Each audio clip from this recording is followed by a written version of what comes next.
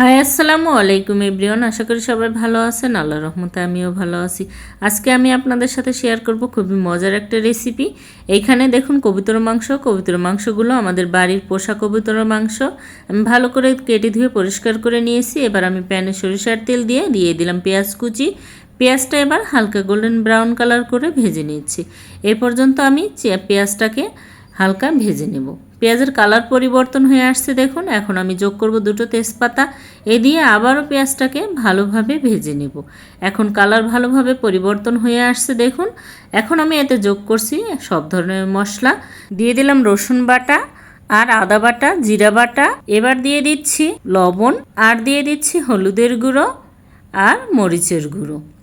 এখন আমি দিয়ে দিব এতে পরিমাণ মতো ধনিয়া আর রাঁধুনির গুঁড়ো। এবার দিয়ে দিলাম 4-5টা এলাচ থেতো করে দিয়েছি বিচি ভেঙে, লবঙ্গ আর গোলমরিচ, 4-5টা দারুচিনির টুকরো। এ দিয়ে এবার ভালোভাবে মশলাটা কষিয়ে নেব। মশলাটা কষানোর উপরেই কিন্তু ডিপেন্ড করে টেস্টের। আপনারাও কিন্তু অবশ্যই একটু সময় নিয়ে মশলাটা কষানোর চেষ্টা করবেন।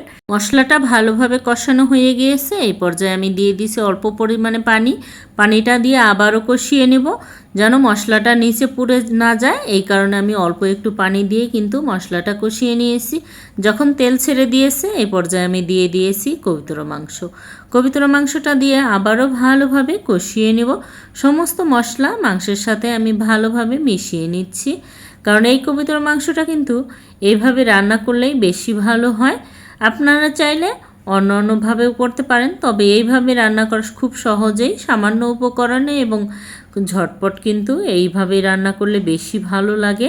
আর এখন দিয়ে দিলাম বেশ খানিক পেঁয়াজটা আমি একটা পেঁয়াজের 4 টুকরো করে নিয়েছি, একটু বড় বড় করে কেটে দিয়েছি। যেহেতু এখানে আমি কোনো আলু ব্যবহার করব না আজকে, কারণ আমার বাচ্চারা এই কবুতরের মাংস তেমন একটা খেতে পছন্দ করে না, যেহেতু আমি আর আমার হাজব্যান্ডই খাই। তাই আমি এইখানে আজকে আলু ব্যবহার করব না, পেঁয়াজ দিয়ে দিয়েছি। এই কারণে আমি বেশ খানিক এই পেঁয়াজ দিয়েই কিন্তু আমি ভালোভাবে এটাকে কষিয়ে সুন্দর করে রান্না করব।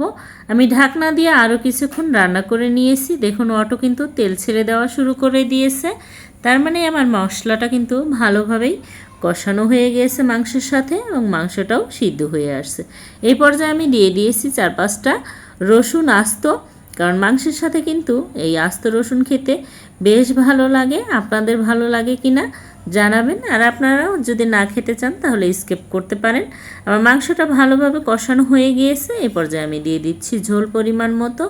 আমার মাংসটা কিন্তু বেশি ঝোল রাখবো না, তাই আমি একটু অল্প অল্পই ঝোল রাখবো এই কারণেই। আর যেহেতু কবুতর মাংসটা সিদ্ধ হতে বেশি সময় লাগে না, এই কারণেই আমি আগেই ঝোল দিয়ে আমি ঢাকনা দিয়ে রান্না করে নিয়েছি বেশ খানিক। আপনারা কে কোথা থেকে আমার এই ভিডিওটি দেখছেন অবশ্যই কমেন্টে জানাবেন। ভিডিওটি ভালো লাগলে লাইক শেয়ার দিয়ে আমার পাশে থাকবেন। ইউটিউব থেকে দেখলে সাবস্ক্রাইব করবেন এবং পেজ থেকে দেখলে ফলো দিয়ে আমার সাথে থাকবেন, যাতে পরবর্তীতে এমন মজার মজার খাবারের নোটিফিকেশন প্রথমে আপনাদের মোবাইলে আসে। আমার রান্না কিন্তু হয়ে গিয়েছে প্রায়। দেখুন সমস্ত মশলাটাও কিন্তু একদম মাংসের সাথে মিশে গিয়েছে আর দারুণ একটা সেন্ট বের হয়েছে। আর খেতেও কিন্তু লোভনীয় হয় এইভাবে। আপনারা অবশ্যই কবুতরের মাংস এভাবে ট্রাই করতে পারেন। আমার রান্না ডান, আমি এবার চুলাটা অফ করে দিয়েছি। দেখুন দারুণ স্বাদের কবুতরের মাংস রান্না রসুন দিয়ে। এবার আমি গরম ভাতের সাথে পরিবেশন করে নিচ্ছি। ধন্যবাদ সবাইকে আমার এই ভিডিওটি দেখার জন্য, আমার সাথে থাকার জন্য। Thanks for watching. আল্লাহ হাফেজ।